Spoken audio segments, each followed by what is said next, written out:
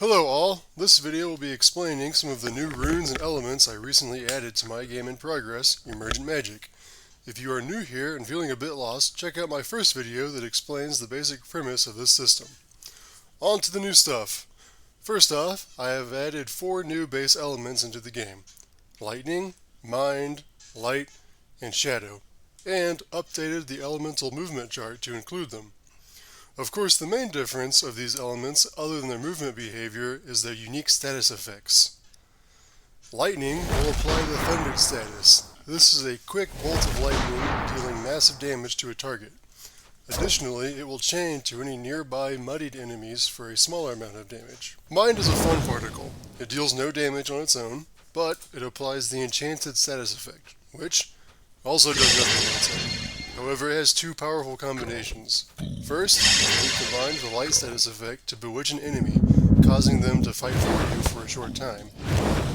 Secondly, it can be combined with the Shadow status effect to soulbind an enemy. If a soulbound enemy is killed, it will drop a soul shard, which allows you to craft spells to summon that enemy. I plan on adding additional combos, such as enraging with fire or pacifying with water, but these have not yet been added. Light applies the Silenced status effect, which prevents enemy spellcasters from using magic, and as previously mentioned, can be comboed with Mind to bewitch enemies. Shadow applies the Void. Enemies afflicted with Void will be pulled towards other shadow particles. In addition to these new base particles, I have added several new runes to the game. Beam runes work by placing a beam emitter on a particle and a receiver somewhere else. This will make a beam of whatever element the emitter is on to travel between the runes. Multiple receivers can be added to change the direction of the beam. We also have several new runes that affect a particle's position. The Anchor rune locks the particle in position relative to wherever you are aiming. The Orbit rune locks the particle a set distance from the player, but allows them to move freely within that distance. And lastly, the Aim rune, which applies a force to the particle towards where you are aiming, allowing you to have some control over moving spells. With these additions to the magic system, I feel that it is in a pretty good spot. There are a multitude of unique feeling spells that you can create with these new components. There are a couple tweaks I am thinking about making to the magic system. One is tweaking the interactions between particles of the same type. Instead of particles relying on interactions shown in the chart, I might roll this up into a new connective type.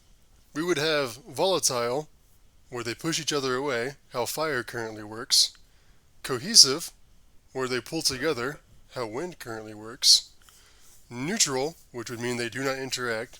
Most of the new elements fall into this category; fluid, forms chains, like water; and rigid, which forms immovable shapes, like earth. If I go through with that change, I will add one of the new connection types to each of the new elements, since right now they would all be neutral and non-interactive, which I don't love. This would also free up space on the chart for 2 new elements, since right now 2 spaces are being taken up by fire and wind self-interaction.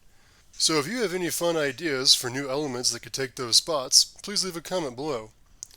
But overall, I think the magic is in a pretty good spot, so moving forward, I have a couple major goals. Number 1 is to rewrite the rune system to allow for a tiered nesting effect, since right now odd things can happen if you try and stack certain runes.